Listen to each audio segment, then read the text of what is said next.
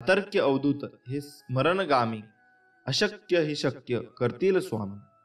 फक्त आणि फक्त या स्वामींच्या वचनावर, स्वामींवर विश्वास ठेवा आणि बघा, या जगातील कितीही मोठी गोष्ट असू द्या, अशक्य नाही. या जगात झाडांची पाने सुद्धा जो हलवतो, सर्वांचे रक्षण करतो, असे स्वामी महाराज माझ्या मागे होते, आहेत आणि राहणारच. सर्वजणांनी हा तारक मंत्र म्हणायला सुरुवात करावी. जमेल तसं जेव्हा वेळ मिळेल तेव्हा बसता उठता, काम करताना, झोपताना, लहान मुलांना भरवताना, जेवण बनवताना, तुम्हाला जेव्हा आठवेल तेव्हा बोलत राहायचे. एकदा का तारक मंत्र बघून वाचायला सुरुवात केली की हळूहळू पाठांतरी होऊन जाते. फक्त मंत्र म्हणायला सुरुवात करा आणि सतत चालू ठेवा. रोज कुठल्या ना कुठल्या मार्गाने स्वामी आपल्याबरोबर नेहमी असतात आणि नेहमी राहतील. फक्त आपण हे लक्षात आणले पाहिजे की स्वामी सदैव माझ्या बरोबर आहेत. चला तर मग अतिप्रभावशाली स्वामी तारक मंत्राकडे वळूया. तुम्हाला जमेल तसे कुठलीही चाल लावून बोलू शकता. आपले स्वामी फक्त माणसाच्या मनातले भाव बघतात. मंत्र अशा प्रकारे आहे. निशंक होई रे मना, निर्भय होई रे मना, प्रचंड स्वामी बळपाठीशी, नित्य आहे रे मना. अतर्क्य अवधूत हे स्मर्तगामी, अशक्य ही शक्य करतील स्वामी. जिथे स्वामी चरण तिथे न्यून्य काय, स्वय भक्त प्रारब्ध घडवी ही माय. आज्ञे विना काळ ही नानी त्याला, परलोकी ही ना भीती तयाला. उगाची भीतोसी भय हे पळू दे, वसे अंतरी ही स्वामी शक्ती कळू दे. जगी जन्म मृत्यू असे खेळ ज्याचा, नको घाबरूस तू असे बाळ त्याचा. खरा होई जागा श्रद्धे सहित, कसा होसी त्याविन तू स्वामी भक्त. आठव कितीदा दिली त्यांनी साथ, नको डगमगू स्वामी देतील हात. विभूती नमन नाम ध्यानार्धी तीर्थ, स्वामीच या पंचामृतात हे तीर्थ घेई आठवी रे प्रचिती. ना सोडती तया जया स्वामी घेती हाती. श्री स्वामी समर्थ. झालेली सेवा स्वामी चरणी अर्पण करून आपण आजचा व्हिडिओ इथे संपवूया. आज आपण खरी भक्ती म्हणजे नेमके काय, स्वामी समर्थ महाराज काय म्हणतात, हे आपण या व्हिडिओच्या माध्यमातून जाणून घेणार आहोत. चला तर मग विषयाकडे वळूया आणि आपला संपूर्ण व्हिडिओ बघूया. आपले स्वामी समर्थ महाराज अनेक घटना प्रसंगातून समाजाला विविध बोध शिकवण उपदेश करत असतात. स्वामींची लीला ह्या अद्भुत आणि अचंबित करणाऱ्या आहेत. ज्या व्यक्तींना स्वामींचा अनुभव आला आहे, प्रचिती आली आहे, त्या व्यक्तींना याचा प्रत्यक्ष अनुभव वास येतो. अक्कलकोट येथे स्वामी सुमारे 22 वर्ष होते. या काळात त्यांनी हजारो आर्त, अर्थार्थी, जिज्ञासू आणि मुमुक्षू यांच्या मनोकामना पूर्ण केल्या. दुष्टांना सुष्ट बनवले.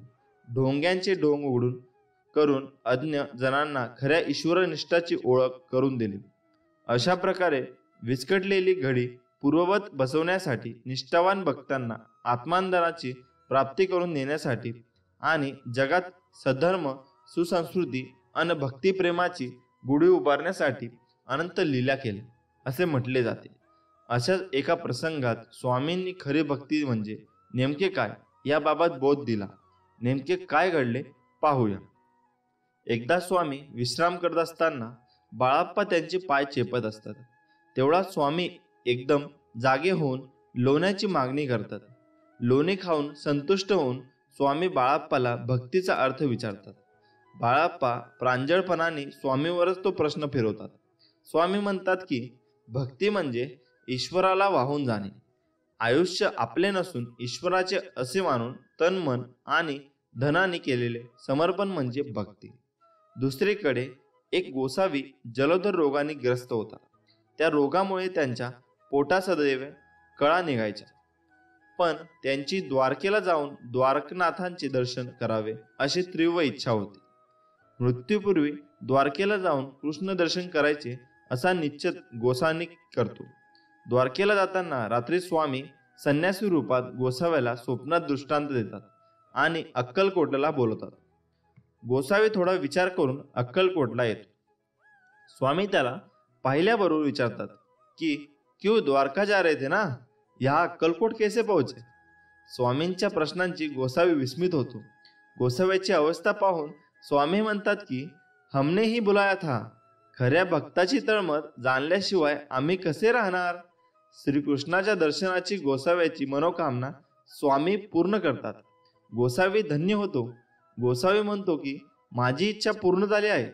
आता देवाज्ञा झाली तरीही काही हरकत नाही. ही वेळ अजून आली नाही.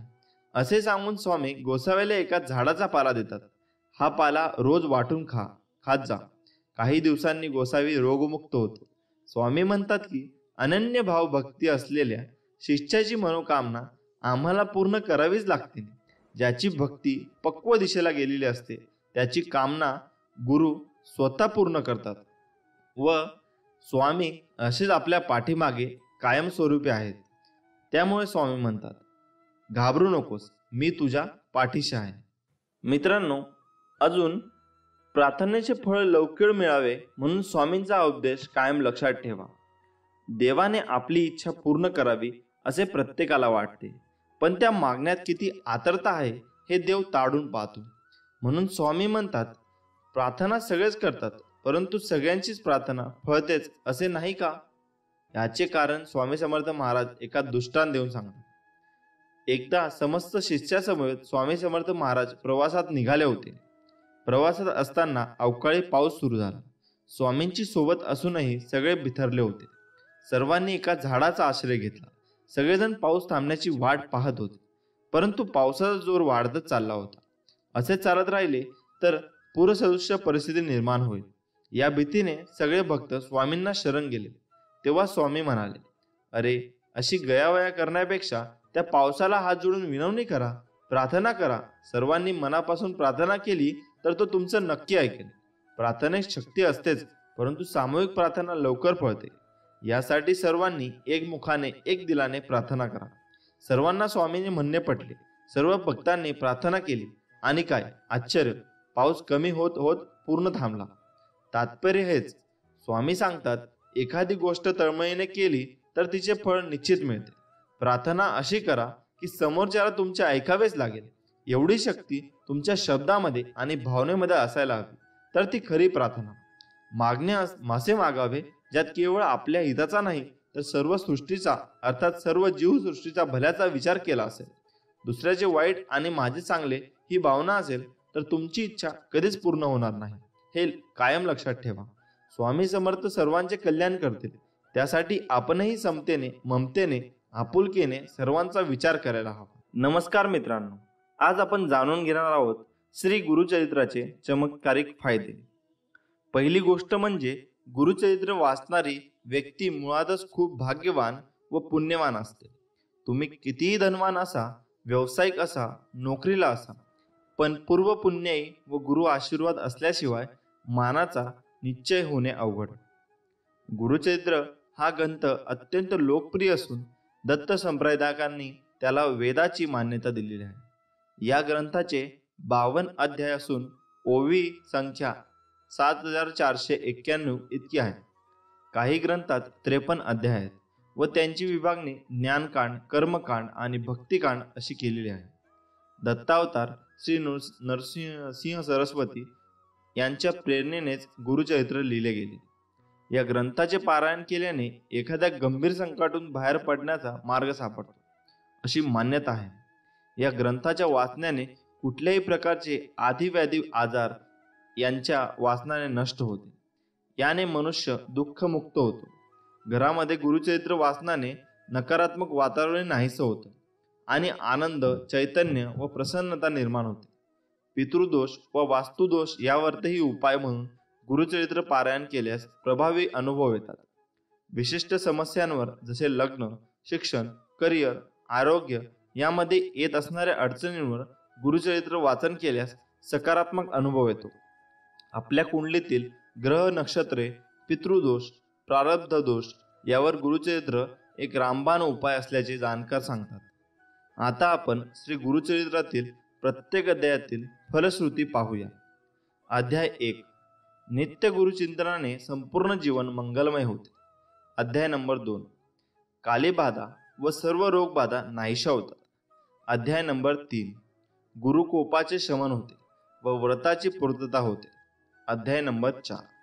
स्त्रीछलनाचा दोष जातो व स्वहिताचे रक्षण होते.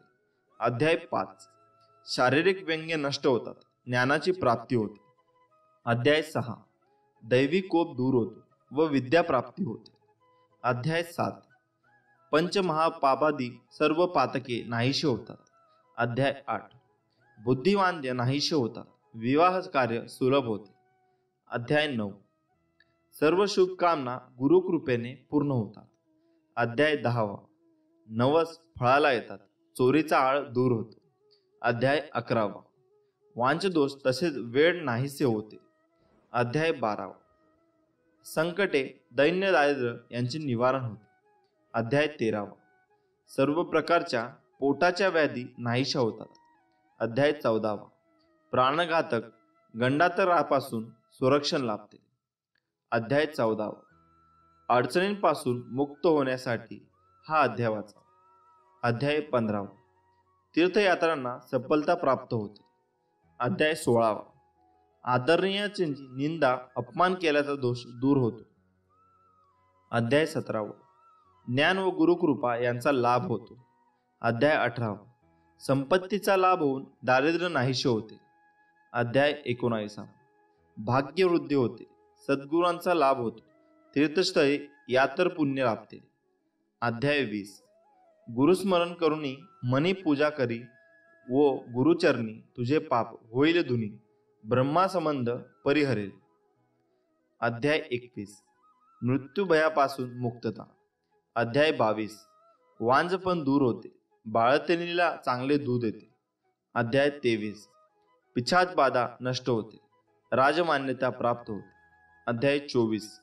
भ्रम व वैचारिक गोंधळ दूर होऊन मनशांती लाभते. अध्याय 25. अपात्र लोकांचा संपर्कात त्यांचे दुष्परिणाम टळतात. अध्याय 26. शत्रू निशब्रह्म होऊन शरण होतात. अध्याय 27. गर्व नष्ट होऊन चित्त शुद्ध होते, विद्वानांचा छळ दोषांची निवृत्ती. अध्याय 28. वाईट कर्माचे दोष दूत होतात, संतप्त सापडतो. अध्याय 29. स्त्रीछळ दोष वासना दोष दूर होऊन पावित्र्य लाभते. अध्याय 30.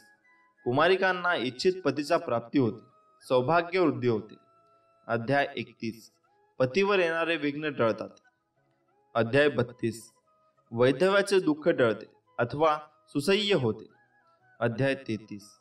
वचनभंग व व्यभिचार दूर दूष होऊन सद्गती लाभते. अध्याय 34.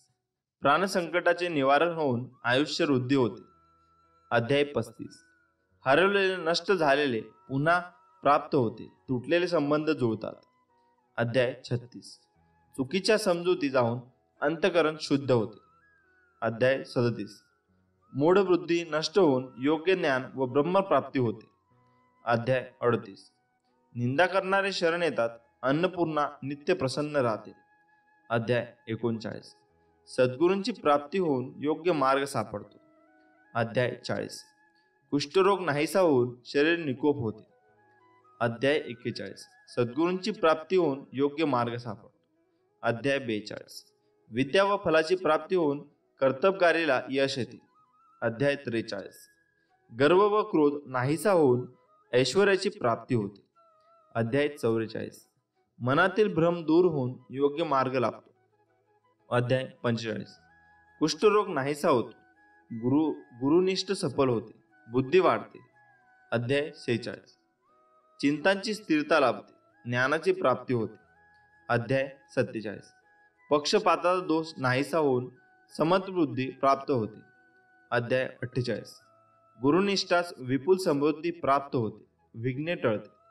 अध्याय 49. तीर्थक्षेत्राबद्दल आदर वाढतो, सर्व पापांचे समान होते.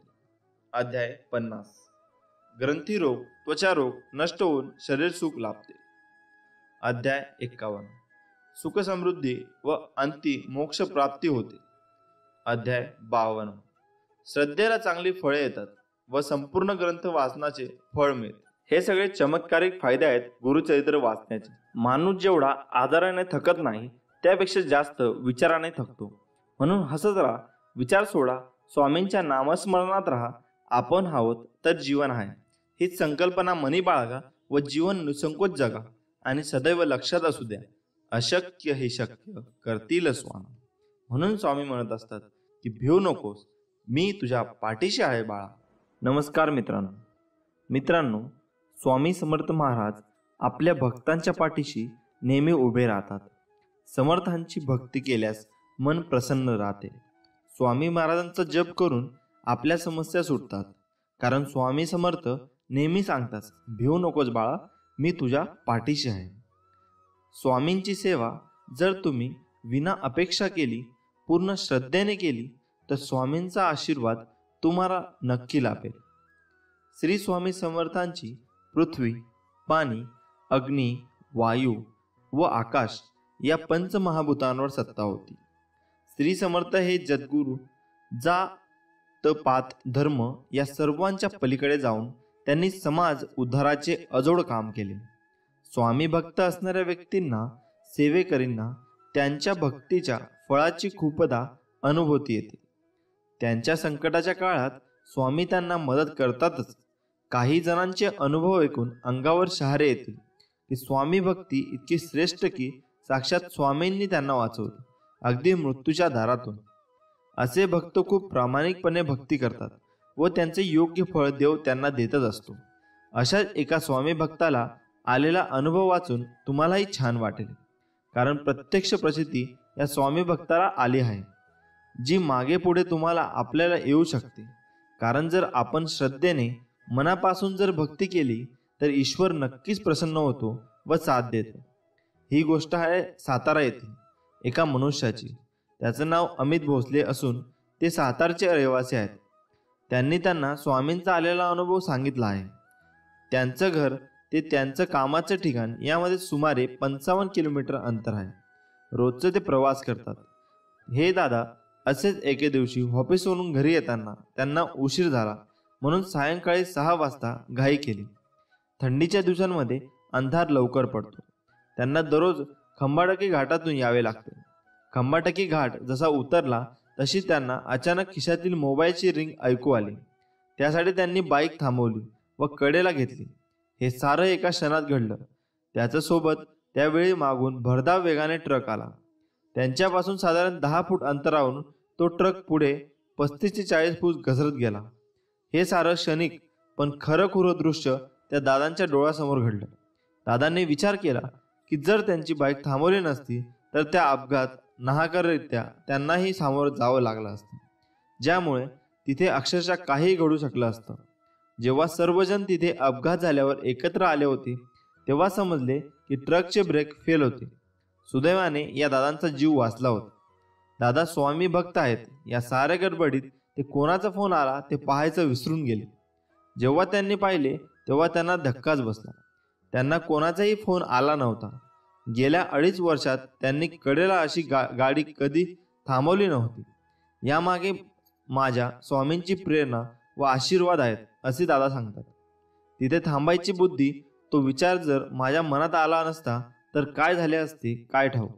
असा हा स्वामी भक्तीचा पवित्र अनुभव.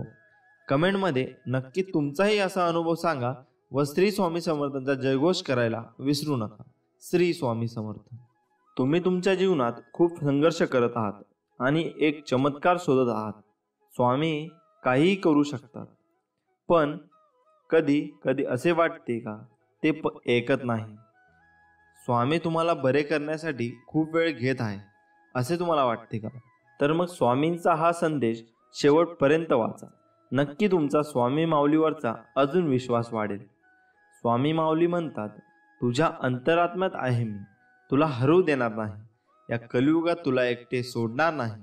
मी सर्वत्र आहे, मी चराचरा व्यापून आहे. मी वारा आहे, मी पाणी आहे. आकाशही मीच आहे, गगनापुरात मीच आहे. ध्रुवावर, कैलासावर आणि गरुडावरही मीच आहे. मी कुठेही गेलेलो नाही. भिवू नकोस, मी सदैव तुझ्या पाठीशी आहे. आपल्याला दुःख देणारे जगात कमी नाहीत. हे जितकं सत्य आहे तितकंच सत्य हेही आहे की आपल्याला आईच्या मायेने जवळ घेणारे स्वामींशिवाय कोणीही नाही. ज्या वेळी तू जाशील काळोखात, त्यावेळी तुझी सावली सोडेल साथ. तू घाबरू नकोस, स्वामी पकडतील तुझा हात. ब्रह्मांड नायक जाणले समर्था तुझी, तुम्ही माझ्या मनीचे भाव. म्हणूनच ओठावर असते केवळ स्वामी समर्थांचे नाव. बंद केले नयन माझे, चित्तरूप बघून तुझे. स्वामी तिन्ही जगाचा तू, माय बाप आहे या जनांचा. श्री स्वामी समर्थ. स्वामींची लीला अपरंपार आहे. फक्त मनापासून श्रद्धा आणि विश्वास ठेवा. आयुष्यात तुम्ही कितीही आनंदी आहात हे महत्वाचे नाही, तुमच्यामुळे किती जण आनंदी आहेत याला जास्त महत्व आहे. नको हो उदास, मी आहेच तुझ्या आसपास. डोळे बंद करून कर आठवण, बघ मी आहे तुझा विश्वास. कितीही संकटे आली तरी स्वामींचा हात माझ्या खांद्यावर असावा आणि मृत्यूला जवळ करतानाही माझा देह माऊलींच्या मांडीवर विसावा. मी शरीराने तुम्हाला दिसत नसलो तरी मी सदैव तुमच्या पाठीशी राहीन. आपली इच्छा पूर्ण होणारच हा विश्वास ठेवा आणि स्वामींवर निशंक सोपवा. कर्म करता राहा, फळ मिळणारच. सूर्य बोलत नाही, त्याचा प्रकाशच त्याची परिचय देतो. त्याचप्रमाणे तुम्ही तुमच्याबद्दल काहीच बोलू नका. उत्तम कर्म करत राहा, लोकच तुमचा परिचय देतील. तुमच्यामुळे सुखात आहे, कारण तुमचे नाव मुखात आहे. श्री स्वामी समर्थ. भूतकाळाचं दुःख नसावं, वर्तमान काळाचा अहंकार नसावा आणि भविष्य काळाचा मोह नसावा. ध्येय साध्य करणे कितीही कठीण असो, पण जर आत्मविश्वास असेल तर अशक्य असे काहीच नाही. स्वामी माऊलींचा आधार असला की आयुष्यात कोणत्याही संकटाला सामोरे जाण्याचं बळ मिळतं आणि आशीर्वाद असला की कोणत्याही कार्यात विजय आपलाच होतो, हा अनुभव येतो. जिद्द आणि स्वामींवरील भक्ती अशी ठेवायची की नशिबात नसलेल्या गोष्टी सुद्धा मिळाल्या पाहिजेत. आयुष्यात स्वामी आले, मन स्वामीमय झाले. मनाची भीती गेली, मन निशंक झाले. जिथं वासना संपली तिथे माझ्या भगवंताची कृपा झाली. कोण म्हणतं स्वामी दिसत नाही, स्वामी तर तेव्हा दिसतात जेव्हा कोणी दिसत नाही. स्वामी महाराज आपल्याला काय म्हणायचे? भिवू नकोस, मी तुझ्या पाठीशी आहे. श्री स्वामी समर्थ यांचे विचार खरंच जीवन बदलून टाकणारे आहे. होय मित्रांनो, श्री स्वामी समर्थ महाराज आजही आपल्या सोबतच आहे. त्यांच्या अस्तित्वाची प्रसिद्धी आजही आपल्याला येत असते. ज्यांचे स्वामींवर नितांत श्रद्धा आणि भक्ती आहे त्यांना श्री स्वामी समर्थ महाराजांचा साक्षात्कार आजही होत असतो. कारण स्वामी आपल्याला सोडून गेलेच नाही, ते आपल्यामध्येच आहे. म्हणून तर त्यांनी समाधी घेण्या अगोदर काही क्षण असे म्हटले होते, अरे हा मी गेलेलो नाही, मी जाणारही नाही, मी सदैव तुझ्या जवळच राहील. माणसाच्या इच्छा पूर्ण होत नाही तेव्हा क्रोध वाढतो आणि इच्छा पूर्ण होतात तेव्हा लोभ. ध्येय ठेवाल तर आयुष्यातील सर्व लढाया जिंकू शकाल. फक्त आपल्या परमेश्वरावर विश्वास ठेवा, जसा अर्जुनाने कृष्णावर ठेवला होता. आपले स्वामी महाराज आपल्या भक्तांना उपदेश असा करतात की तू फक्त नाम घे, तुझा योगक्षेम मी स्वतः चालवत आहे. अरे आपण दोघेही या जन्मातच नाही तर मागच्या कित्येक जन्मापासून एकत्र आहोत. तुझ्या मागील जन्मीचा सगळा लेखाजोखा माझ्या नजरेसमोर आहे. बैलासारखे कष्ट कर, व्यवहारात लबाडी करू नको. माझे सगळे लक्ष आहे तुझ्यावर. आपल्यापेक्षा कमजोर आणि अपंग लोकांना यथाशक्ती मदत कर. तुझ्या पदाचा, प्रतिष्ठेचा, पणाचा, पैशांचा अहंकार अजिबात करू नकोस. तुझ्या वाट्याला येणारे भोग आणि त्यांचे दुःख भोग त्यानंतर मी तुला नक्की जवळ करेन. लक्षात ठेव, तुझा हात पकडला आहे तो सोडण्यासाठी नाही. फक्त मला विसरू नकोस. तुझे प्रत्येक चांगले कर्म मला समर्पित कर. मित्रांनो, या जगात कोणीही विनाकामाचा जन्माला येत नाही आणि या जगात ज्याचा उद्देश नाही असं काही निर्माणच होत नाही. ज्या जगातील प्रत्येक गोष्टीला, प्रत्येक वस्तूला, प्रत्येक झाडा झुडपाला आणि प्रत्येक प्राण्याला स्वतःचे असं वेगळं मोल आहे. त्यांच्यामध्ये काही ना काही अलौकिक गुण आहे आणि तो अलौकिक गुण काय आहे हे ज्याला कळतं त्यालाच मोठं होता येतं. ज्याला आपल्यात काय आहे हेच कळत नाही त्याला कधीच मोठं होत नाही. ही सर्वात मोठी वस्तुस्थिती आपण सर्वांनी मान्य केली पाहिजे. त्यामुळे खरं तर पहिले जर कुठली गोष्ट असेल तर पहिले आपण कोण आहोत आणि आपल्यात काय आहे याचा पहिल्यांदा शोध आपण घ्यायला शिकलं पाहिजे. रस्त्याने चालता चालता आपण सहज म्हणतो की मी त्याला पूर्णपणे ओळखून आहे. अरे तू त्याला ओळखून आहे, पण तू स्वतःला ओळखलंच आहेस का? मित्रांनो, सर्वात मोठी अडचण आमची हीच. मित्रांनो, 12 वर्षे गुरुकुलमध्ये अभ्यास केल्यानंतर एका शिष्यावरती त्याचे गुरु प्रसन्न झाले आणि त्या गुरुनी त्याला जाताना एक आरसा भेट म्हणून दिला. तो आरसा मोठा विलक्षण होता. शिष्याला वाटलं की आरसा ही काही भेट म्हणून वस्तू द्यायची आहे का? पण त्या गुरूंनी त्याला सांगितलं, हा काही साधा आरसा नाही. या आरशाद्वारे तुला लोकांच्या मनात काय चालले आहे हे सुद्धा कळेल आणि माणसांच्या मनात काय भाव आहेत हेही तुला दिसेल. हे सर्व ऐकून शिष्याला फार मोठा आनंद झाला आणि त्या शिष्याने पहिल्यांदा आरशाचे तोंड सरळ आपल्या गुरुकडे केले आणि आपल्या गुरुच्या मनात काय चालले आहे आणि गुरूंच्या मनात काय भाव आहेत हे त्या शिष्याने पाहिले. आणि त्या शिष्याच्या लक्षात आलं की आपल्या गुरूंच्या मनातही क्रोध, अहंकार आणि स्वार्थ आहे. आणि तो शिष्य मनातल्या मनात म्हणाला की मी तर यांना सर्व गुण संपन्न मानत होतो, पण गुरु पण असे. आणि त्या शिष्याला काही कळेना आणि तो शिष्य शांतपणे स्वतःच्या घरी चालत निघाला. घरी येताना शिष्याने वाटेत दिसणाऱ्या सर्व परिचित माणसांच्या पुढे तो आरसा धरायचा आणि त्यांच्या डोक्यात मनात काय आहे ते डोकावून पाहायचा आणि म्हणायचा की अरे, ह्याच्या मनात सुद्धा वाईटच आहे. शेवट घरी आल्यावर त्याने आपल्या आई वडिलांना समोर सुद्धा आरसा धरला. आता आई वडील हे तर आपल्यासाठी चैतन्याचे मूर्तिमंत आणि सर्व गुण संपन्न तेच उदाहरण आहे. पण दुर्दैवाने आरशामध्ये त्यांच्या लक्षात आलं की आपल्या आईच्या मनात सुद्धा स्वार्थ आहे आणि माझ्या वडिलांना मनात सुद्धा स्वार्थ आहे आणि त्याला काही कळेना. या जगामध्ये सर्व गुण संपन्न आणि त्यांच्यामध्ये वाईट असे काहीच नाही, असा कोणी एखादा तरी आहे का?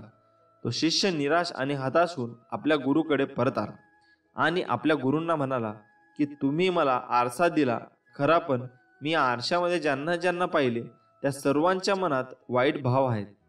कुणात अहंकार आहे तर कुणात स्वार्थ आहे. कसलं जग आहे? या जगात मी जगूच शकत नाही. एवढं सगळं ऐकल्यानंतर त्यांचे गुरु त्याला म्हणाले की वेड्या, मी तुला हा आरसा दिला तो काही मी तुला इतरांचे चेहरे पाहण्यासाठी नाही, त्याऐवजी तो आरसा मी तुला स्वतःचा चेहरा पाहण्यासाठी दिला आहे, जेणेकरून तू स्वतःला ओळखू शकशील आणि स्वतःमध्ये काय आहे ते पारखू शकशील. स्वतःमध्ये जे काही वाईट आहे ते निरखू शकशील आणि जे काही वाईट आहे त्याला बाजूला कसं करता येईल आणि ते दुरुस्त कसं करता येईल याचा विचार तू करू शकशील. मी तुला घडण्यासाठी हा आरसा दिला होता, इतर कसे आहे ते पाहण्यासाठी दिला नाही. मित्रांनो, ज्याला आपल्या आयुष्यामध्ये खरंच काहीतरी करायचे आहे, ज्याने इतरांना ओळखतं, निरखतं आणि पारखतं बसण्यापेक्षा स्वतःला पारखत निरखत म्हणजे आपण काय आहोत, आपल्यात काय आहे याचा मूल विचार केला तर निश्चितपणे इतिहास घडण्याचं सामर्थ्य आपल्यात आहे.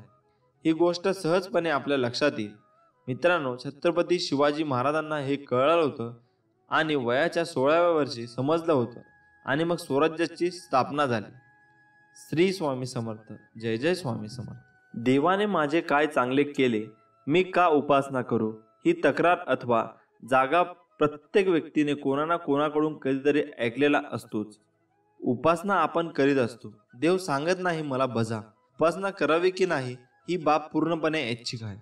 कोणतीही उपासना अर्थात मनापासून केलेली असेल तर ती व्यर्थ जात नाही.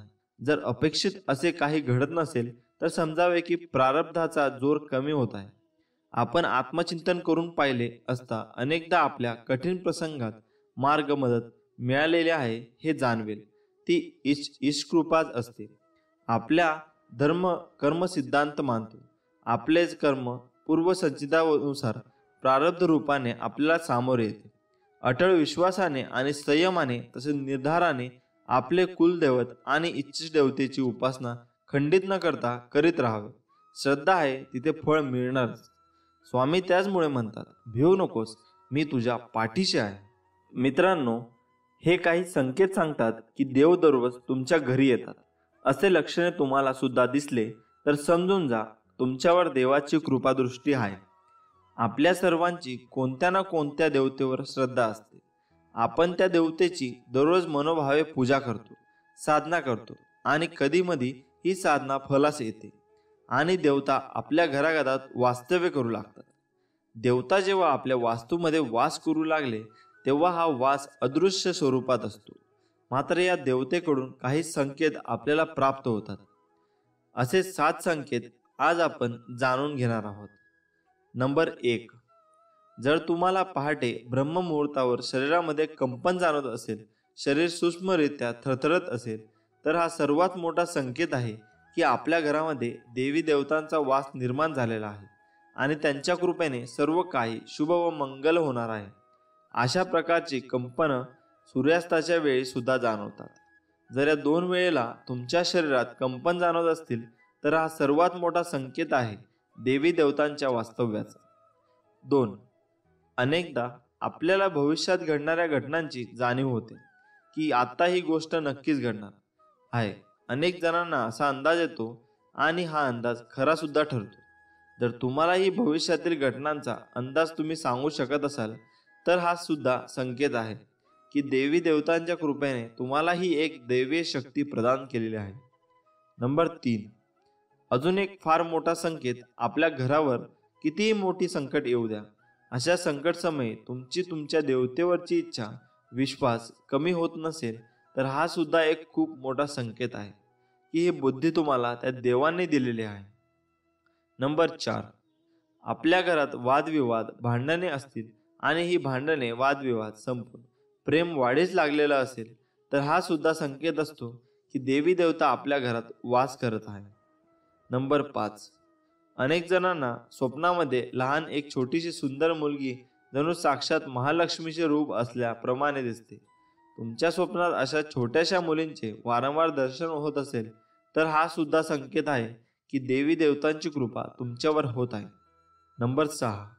आपल्या घरामध्ये किंवा आपल्या अंगणामध्ये एका प्रकारचा विशिष्ट असा सुगंध निर्माण होणे, फुले नसताना सुद्धा किंवा फुले आहेत मात्र ती तितके सुगंधी नाहीत, मात्र तुम्हाला मनमोहक, मनाला मोहून टाकणारा सुगंध जाणवत असेल तर हा देखील संकेत असतो देवी देवतांच्या आपल्या घरातील वास्तव्याचा. नंबर 7. शेवटचा संकेत तो म्हणजे आपल्या स्वयंपाकघरामध्ये घरातील गृहिणी जे काही बनवेल ते स्वादिष्ट, चवदार बनत असेल तर आपल्यावर माता अन्नपूर्णा प्रसन्न आहे हे समजून जा आणि घरात देवी देवतांचा वास नक्की आहे असे जाणून घ्या. हे आहेत 7 संकेत ज्यांच्याद्वारे आपण समजू शकतो की देवी देवतांचा वास आपल्या घरी असतो. माफ करणं आणि शांत राहणं शिकाल तर तुमच्यात अशी ताकद येईल की डोंगर स्वतः तुम्हाला रस्ता बनवून देतील.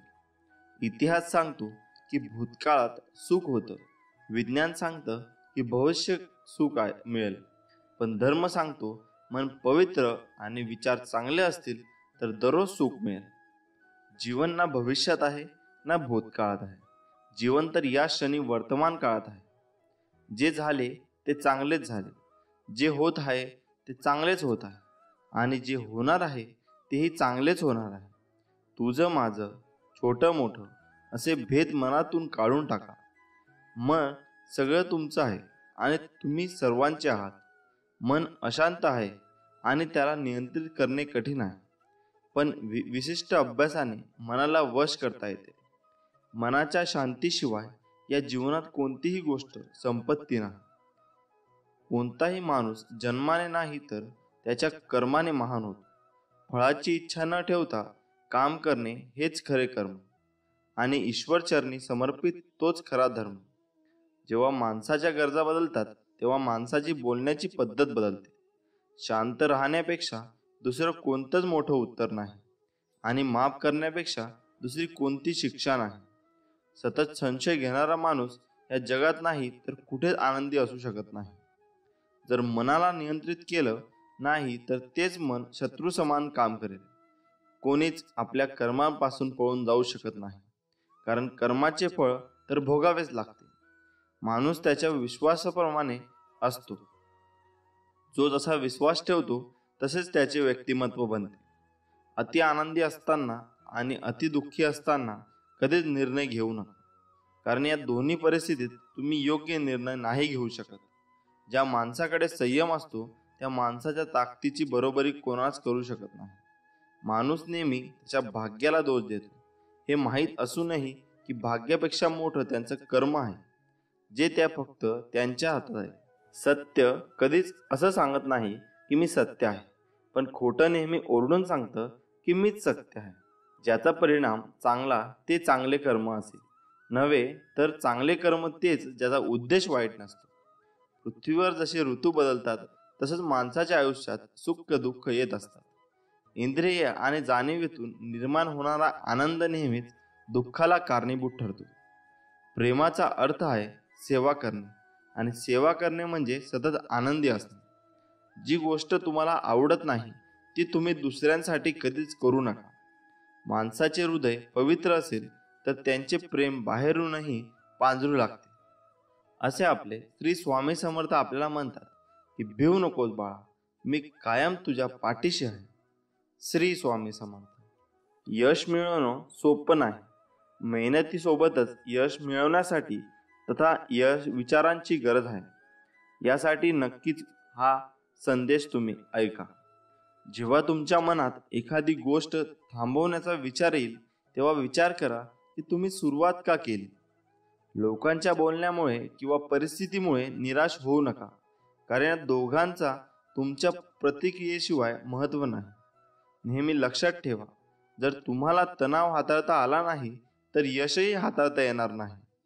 प्रत्येक दिवस हा तुमचं आयुष्य बदलण्यासाठी मिळालेली नवी संधी आहे. प्रत्येक दुःख आपल्याला एक नवा धडा शिकवतं आणि प्रत्येक धडा माणसाला बदलतो. स्वतःवर विश्वास ठेवणं हेच यशाचं मुख्य गुपित आहे. स्वामींवर विश्वास ठेवा, सगळं नीट होईल. कदाचित आज नाही, पण येत्या काळात. यश ही तुमची सावली आहे, तिला पकडण्याचा प्रयत्न करू नका. तुमचा मार्ग चालत राहा, ते आपोआप तुमच्या मागे येईल. लक्षात ठेवा, सावली तुमच्या मागे येते जेव्हा तुम्ही प्रकाशाच्या दिशेने चालता. आयुष्यात समस्या असतील तरच तुम्ही यशाचा आनंद घेऊ शकाल. जोपर्यंत जीवन आहे तोपर्यंत शिका, कारण अनुभव हा जगातील सर्वश्रेष्ठ शिक्षक आहे. आयुष्यात कितीही संघर्ष करावा लागला तरी मागे हटू नका, कारण जो संघर्षातून मार्ग काढतो तोच खरा विजयी असतो. जेवढा मोठा संघर्ष तितका तुमचं यश शानदार असेल. उठा, जागे व्हा आणि तोपर्यंत थांबू नका जोपर्यंत तुम्ही तुमचं लक्ष प्राप्त करत नाही. एक वेळी एकच काम करा आणि ते काम करताना त्यात आपला पूर्ण आत्माही घाला आणि बाकी सगळं विसरून जा. म्हणजे यश फक्त आणि फक्त तुमचं असेल. जोपर्यंत तुम्ही स्वतःवर विश्वास ठेवत नाही तोपर्यंत तुम्ही देवावरही विश्वास ठेवू शकत नाही.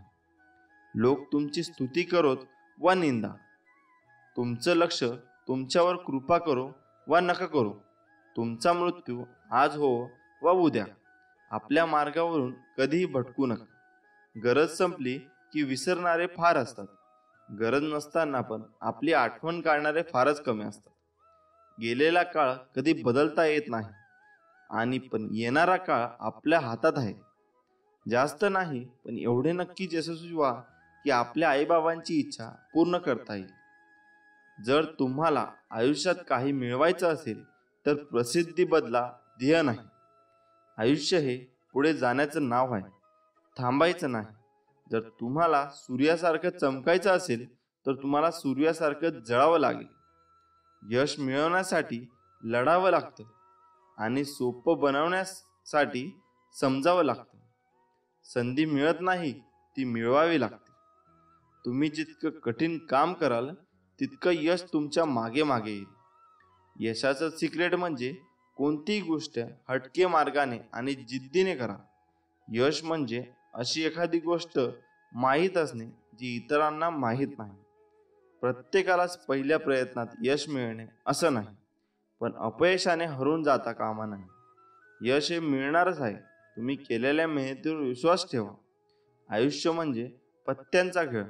चांगली पाने मिळणे आपल्याला हातात नसते, पण मिळालेल्या पानावर चांगला डाव खेळणे यावर यश अवलंबून असते. जिंकणारे जिंकण्यासाठी खूप वेळा अगोदर हरलेले असतात, हे लक्षात घ्या. एकदा गंगेला विचारण्यात आले, तुझ्या पाण्यात आंघोळ केली की सर्व पापे धुतले जातात, त्या सर्व पापांचे तू काय करते? ती म्हणाली, मी समुद्रात नेऊन टाकते. समुद्राला विचारण्यात आले, तू त्या पापांचे काय करतो? समुद्र म्हणाला, मी ते ढगात नेऊन टाकतो. ढगाला विचारले, तू काय करतो त्या पापांचे? ढग म्हणाला, मी ते पावसाच्या स्वरूपात पुन्हा त्यांच्या घरावर नेऊन टाकतो. लक्षात ठेवा, कालचक्र असेच आहे. तुम्ही जे करणार तेच तुम्हाला परत मिळणार. भगवंत जसा ठेवेल तसेच राहण्याचा प्रयत्न करा. समाधानी राहा. ठेवले अनंत तैसेची, राहावे चित्ती, असू द्यावे समाधान. सुखी आनंदी जीवनासाठी गीतेतील हे 5 उपदेश अत्यंत उपयुक्त. 1. कर्म हाच अधिकार. 2. कोणाचाही द्वेष करू नका. 3. कर्म करणे अत्यावश्यक. 4. संयम आणि नियंत्रण आवश्यक. 5. श्रद्धा, सबुरी, विश्वास ठेवा. मित्रांनो, हजारो वर्षे लोटली तरी गीता ज्ञानाची उत्सुकता, महत्त्व कमी होताना दिसत नाही. कलियुगातही गीता तितकीच महत्त्वाची असल्याचे दिसून येते. सुखी आणि आनंदी जीवनासाठी नक्की गीता वाचावी. मित्रांनो, गीता वाचत जावी तसे अर्जुनाने जागा नकळत आपण घेतो आणि आपल्याला सतवणाऱ्या बऱ्याच प्रश्नांवर भगवान श्रीकृष्ण मार्गदर्शन करत असतात. तुमच्या जीवनात तुम्हाला कुठलं तरी विचार सतावत असेल, कोणते उत्तर मिळत नसेल, आयुष्यातील कुठले कोडे सुटत नसेल, तर नक्की गीता वाचून तुमचे सर्व प्रश्न सुटेल आणि तुम्ही स्वतःला अर्जुनाच्या जागी समजलं आणि नकळत भगवंताकडून तुम्हाला तुमचे उत्तर मिळेलच. आणि आपण देखील त्याच अर्जुनाप्रमाणे आपल्या कुरुक्षेत्रावर आपले अपेक्षित कर्तव्य आपण लढा देणे करता पूर्ण उत्साहाने तयार होऊ. गीतेमध्ये काही उपदेश अत्यंत उपयुक्त असल्याचे म्हटले जाते. नेमके काय म्हटले गीतेत जाणून घेऊया. चला तर मग. सगळ्यात पहिले म्हटलंय, कर्म हाच अधिकार. तुझा अधिकार केवळ कर्म करण्याचा आहे, त्याच्या फळांवर नाही. म्हणून तुझा कर्म करण्याचा उद्देश फळप्राप्ती हा नको. कर्म न करण्यामध्येही तुझी आसक्ती नको. याचा अर्थ असा की मनुष्याने भविष्याची चिंता सोडून केवळ वर्तमानातील आपल्या कर्मांवर लक्ष केंद्रित करावे. वर्तमानात मेहनत, परिश्रम घेतले तरच भविष्यात फलप्राप्ती होईल. म्हणजेच आता काम केल्यास भविष्यात सुखी, समाधानी, आनंदी जीवन जगता येणे शक्य होऊ शकते असे सांगितले जाते. कोणाचाही द्वेष करू नका. भगवंत म्हणतात, असा मनुष्य जो कधी अत्यानंदित होत नाही, द्वेष करत नाही, शोक करत नाही आणि जो कधी कामना करत नाही, तसेच शुभ आणि अशुभ संपूर्ण कर्माचा त्याग करतो, तोच भक्तियुक्त भक्त मला अतिप्रिय आहे. याचा अर्थ असा की एखादे कार्य मनाप्रमाणे पार पडल्यानंतर अति आनंदित होता कामा नये. अशाने चूक होण्याची शक्यता अधिक असते. तसेच आपले कार्य यशस्वी ठरले म्हणून कोणाचा द्वेष आणि ईर्ष्याही करू नये. मानसिक शांतता आणि प्रसन्नता ठेवण्यास याचा उपयोग होऊ शकतो. कर्म करणे अत्यावश्यक. निसंदेह कोणताही मनुष्य कोणत्याही काळात कर्म केल्याशिवाय क्षणभरही राहू शकत नाही. कारण मनुष्य नैसर्गिक गुणामुळे कर्म करत राहण्यास बाध्य आहे. त्याचाच अर्थ असा की पृथ्वीवर जन्म घेतल्यानंतर मनुष्य कोणते ना कोणते कार्य करण्यासाठी बांधील आहे. प्रत्येक व्यक्तीचे काहीतरी वैशिष्ट्य, वेगळेपण असते. आपल्यातील प्रतिभा ओळखून कार्य करत राहणे उपयुक्त ठरते. आवडीच्या कामाचा आनंद मिळतो आणि यश व प्रगतीचे मार्ग प्रशस्तही होऊ शकतात. पर्यायाने सुख आणि आनंदाची अनुभूती मनुष्य घेऊ शकतो. संयम आणि नियंत्रण आवश्यक. मनुष्य हा वरवर इंद्रियांवर नियंत्रण मिळवल्यासारखे भासवत असतो, मात्र मनातून तो त्यांचेच चिंतन करत असतो व त्याविषयी विचार करतो, तो दांभिक मानला जातो. याचा अर्थ असा की दिखाऊपणा करणारा व्यक्ती असत्यवचनी आणि कपटी असल्याचे म्हटले जाते. खऱ्या अर्थाने इंद्रियांवर नियंत्रण मिळवण्याची कला अवगत करता आली पाहिजे. इंद्रियांवर नियंत्रण म्हणजे अपेक्षा, आशा, इच्छा, आसक्ती यांच्यावर नियंत्रण मिळवणे होय. असे केल्याने समाधान, खऱ्या निखळ आनंदाची अनुभूती घेणे शक्य होऊ शकते. श्रद्धा, सबुरी, विश्वास ठेवा. जो मनुष्य माझ्या परमेश्वर स्वरूपाचे आणि योगशक्तीचे तत्व जाणतो, तो निश्चल भक्तियोग युक्त होतो. यात कोणतीही शंका नाही. याचा अर्थ असा की जो मनुष्य ईश्वरी शक्तीचा मनापासून स्वीकार करतो आणि परमात्म्यावर संपूर्ण श्रद्धा ठेवतो, भगवंत त्याचे कधीही वाईट होऊ देत नाही. श्री स्वामी समर्थ. जय जय स्वामी समर्थ. माणूस एकटाच जन्माला येतो आणि एकटाच मरतो.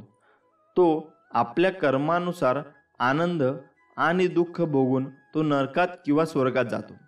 दान दारिद्र्याला नष्ट करते, चांगली वागणूक समस्याला नष्ट करते, ज्ञान अज्ञानाला नष्ट करते आणि आत्मविश्वास भीतीला नष्ट करते.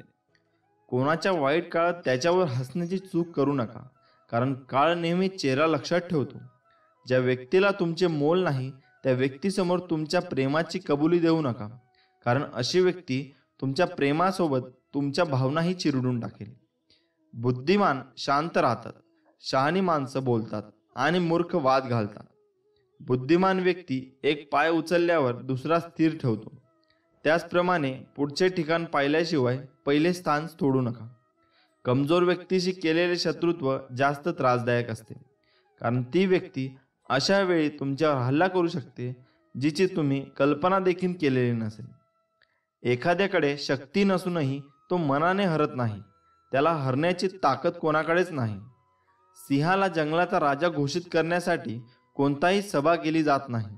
तो स्वतःचे गुण आणि पराक्रमाने राजा बनतो. प्रथम लहान कार्य पूर्ण करून सर्वात मोठे कार्य साध्य करता येते. हे रागाच्या जंगली हत्तीला पकडण्यासाठी वापरली जाणारा जाड रस्सीसारखे आहे. जुन्या आठवणीमध्ये विसरून जाऊ नका. तुम्हाला पुढे जायचे आहे, त्यासाठी आत्ता जे आवश्यक आहे ते करा. जो माणूस आपला निंदा शांतपणे ऐकून घेतो तो सर्व काही जिंकू शकतो. जे लोक इतरांना आपले गुपित सांगतात त्यांची नेहमी फसवणूक होते. सोन्याचे 4 प्रकारे परीक्षण केले जाते: उजळणे, तोडणे, गरम करणे आणि मारणे. त्याचप्रमाणे माणसाला त्याग, गुण, वागणूक आणि आचरण हा 4 गोष्टींवर परीक्षण केले जाते. जसे एक दारू पिणाऱ्या व्यक्तीला बरोबर किंवा चूक याची जाणीव नसते, त्याच प्रकारे स्वार्थी व्यक्तीला बरोबर किंवा चूक समजत नाही. सर्वात मोठा गुरुमंत्र हा आहे की कधीही आपले रहस्य कुठेही सामाजिक करू नका, ते तुम्हाला नष्ट करतील. सोडून द्यायला शिका. हा असाच वागला, तो तसाच वागला, हा असं बोलला, त्याने विश्वासघात केला, त्याने धोका दिला, अरे किती त्रास करून घ्यायचा. कोण कसं वागलं हा विचारत स्वतःला त्रास करण्यात घेण्यापेक्षा आपण पुढे कसं वागायचं याचा विचार करा. आपण कुठे चुकलो याचा अभ्यास करा, त्याच्या चुका तिथे शोधून द्या आणि आयुष्याच्या पुढच्या प्रवासाला सुरुवात करा. श्री स्वामी समर्थ. जय जय स्वामी समर्थ.